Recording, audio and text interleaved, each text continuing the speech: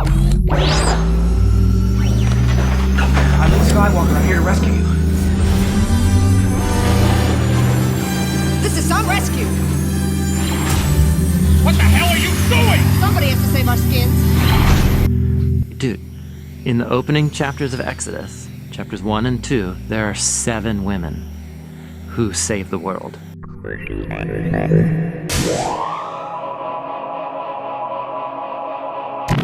Start with a question from Ben in California, who has a question about kind of the method of reading and making hyperlinks between stories. Hi, my name is Ben, and I'm from San Jose, California. You've been talking a lot about biblical connections in the Genesis scroll. How do you decipher between biblical connections the authors intended to make versus connections we fabricate or force that weren't intended to be made? Yeah. It's a very practical question. So where it's led me is into this whole world of biblical studies, especially among Jewish and Israeli scholars who are really trying to preserve and recover how ancient Israelites and how Jewish Israelite communities in the Second Temple period read and understood these texts as they were being brought into their final shape. And so a lot of it has to do with this language we've developed, in our resources called hyperlinking, narrative patterning, design patterns, the melody, which is often the biblical authors will set up an analogy or comparison in a story or in a poem that is meant to send your mind, like a hyperlink on a website or a web page, back to an earlier part through key repeated words or ideas so that you pull them up and begin to compare and contrast. So how do you know when an author's giving you the clues to do that versus, is that really a connection or am I just making that one up? You're just forcing it. What's the criteria? Yeah. The most basic tool the biblical authors use is repetition Of words. Of words, because that's the medium of these texts. It's words. But creative repetition is the name of the game. So sometimes it'll be one word. Sometimes it'll be a repetition of a constellation of words or a network of words. Sometimes it'll be a repetition of words, but with the letters swapped around, or through wordplay or through puns. So, I get the sense that it's way deeper than we tend to appreciate. For sure. The amount of the ways how they much link this is things. happening. Yeah, totally. Now, can you think of an example where you have thought you saw something that wasn't maybe there, or someone came to you with something and you're like, actually, no, I don't think that's actually there? So here's an example. In the story of the birth and the rescue of Moses when he's a baby, famous, his mom has him and puts him in the reed basket in the waters. Exodus chapter 2. So there's an interesting turn of phrase where Moses' mom has him and she sees that he was good and she took him. So that's exactly the language from the woman at the tree in Eden in Genesis chapter 3. She saw that it was good and she took. But I've been trained, that is a negative thing, where she saw and desired something that she shouldn't have. And she does the wrong thing with it. But there, in Moses' story, it's a good thing. She sees that he was good, she takes him, and what she does is saves his life. And so for the longest time, I was puzzled, like, is that a connection? Because the outcomes are different. Like, just because those two words show up, maybe it isn't always hyperlinking to it. Well, that was my question, I think, for a long time. Yeah. But then what I started to notice was in the in-between from Genesis 3 to Exodus, you can tally up all of these moments where somebody sees, makes an evaluation about good and bad, takes or gives. And the biblical authors don't always mean it negatively. Sometimes when they make a hyperlink, it's the inversion of it. So they see and they take, and it produces life instead of death. And I think that's what's happening here. It's an inversion moment because, dude, in the opening chapters of Exodus, chapters 1 and 2, there are 7 women who save the world. Wow. Cool. Yeah, That'll preach. the 2 Hebrew midwives. Uh-huh. It's like a book title. What's that? The seven 7 women who the world. saved. They saved the cosmos. Dude, this is so awesome. Okay, so it begins with the 2 Hebrew midwives. Okay. Exodus 1. 1 and 2. Then you have Moses' mom. Yeah. That's number 3. Then you have Miriam. She's the one that puts him in the ark. She puts him in the ark. Then you have Moses' sister. Kind of Miriam. follows the ark and kind of Yep. looks after it. Then you have Pharaoh's daughter. Finds Who it. goes to the river to wash. Then Pharaoh's daughter sends her female slave down to go pick up the basket. Okay. And then you have his Midianite Moses' wife. Midian's wife. Midianite's wife, Moses' wife, Zipporah, who saves his life. The circumcision in thing. the circumcision in the middle of the night. 7 women. 7 women in Exodus. Exodus chapters 1 and 2. In 1 and 2. Okay. Exactly wow. right. Wow. So, and all of them have little verbal hyperlinks or word plays connecting them to Eve. Oh, yeah. So I think what's happening Because Eve gets a bad rap. Oh, totally. Yeah. Well, yeah. She becomes an archetype of human deception and folly, distorted desire. Yeah. But here are 7 women who are being The presented anti-Eves. as redeemed Eves. Yeah.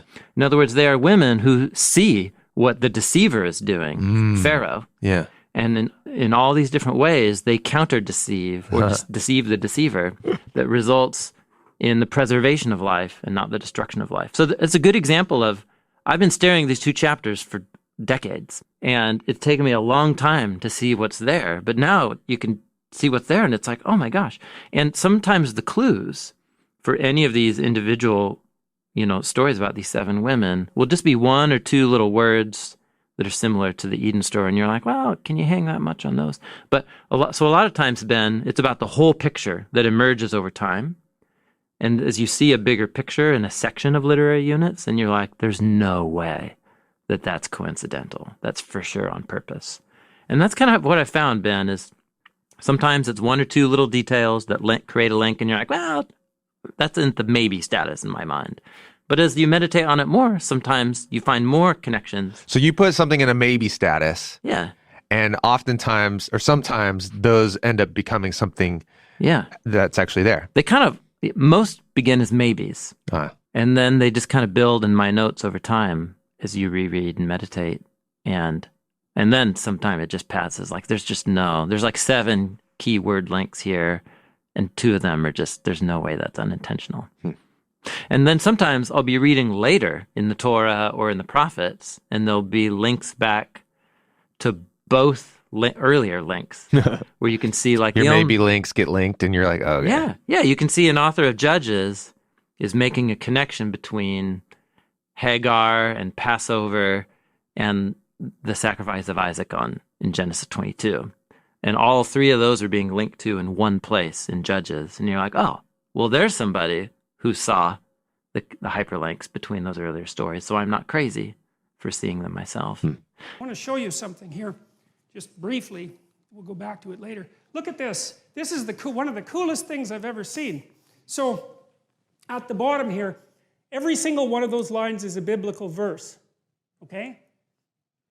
Now, the length of the line is proportionate to how many times that verse is referred to in some way by some other verse. So you say, well, this is the first hyperlinked book, right? I'm dead serious about that. You can't click and get the hyperlinks, obviously, but it's a thoroughly hyperlinked book, and it's because, well, the people who worked on these stories that are hypothetically at the end, right, which is, the end can't affect the beginning. That's the rule of time, right? What happens now can't affect what happened to you 10 years ago, even though it actually can, but whatever. Well, you reinterpret things, right, and then they're not the same, but whatever, we won't get into that. But technically speaking, the present cannot affect the past, but if we're looking at a piece of literature, that's not right, because when you write the end, you know what was at the beginning, and when you write the beginning, or edit it, you know what's at the end. And so you can weave the whole thing together. And there's 65,000 cross-references, and that's what this map shows. And so that's a great visual representation of the book. And then you can see, well, why is it deep? Why is the book deep? Well, just imagine how many pathways you could take through that, right? I mean, you just journey through you just journey through that forever. You'd never ever get to the end of it. There's permutations and combinations, and every phrase is dependent on every other phrase, and every verse is dependent on every other, not entirely, but 65,000 is not a bad start. Between Nineveh and Kala, that is the great city. The great city. So go back, look at Jonah again. How does Jonah begin? Arise, go to Nineveh, that great city. Do you want to know how many times that phrase, that great city, appears in the Hebrew Bible? It appears 2 times. The book of Jonah and this story right here. Okay, so what this means is that somebody who's composing Jonah has then hyperlinked us into the Table of Nations from Genesis chapter 10. Yeah? A story about a prophet going to Nineveh is going to ring associations and patterns and connections. There's intentionality here.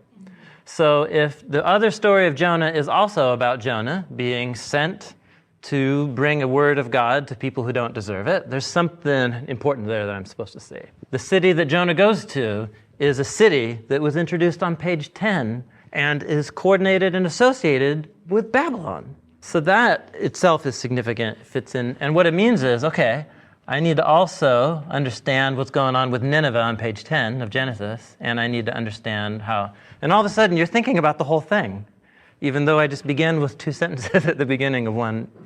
So this is, every book's like this in the Hebrew Bible. Every paragraph of every book in the Hebrew Bible is like this. And so for a long time, I felt like I'm in the haze now, because everything's about everything. But Psalm 1, just give it a lifetime. And what you'll find is after a couple years, you'll start to know your way as you learn to spot a hyperlink. You follow it through. Pause on Jonah. What's going on in 2 Kings 14? Well, that requires to know what's going on in 2 Kings 13 and 14, and actually that whole section, 13 to 17.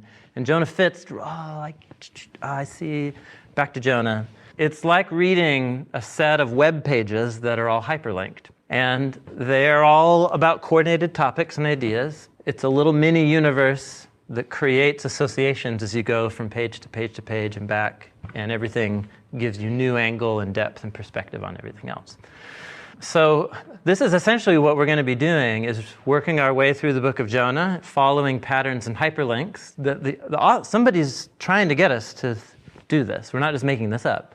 And so the ways that the biblical authors pattern and hyperlink things, it's a skill set. And the most important skills to develop is, as you learn to do it, is learning to spot repeated words. I'm Luke Skywalker. I'm here to rescue you. This is some rescue. What the hell are you doing? Somebody has to save our skins.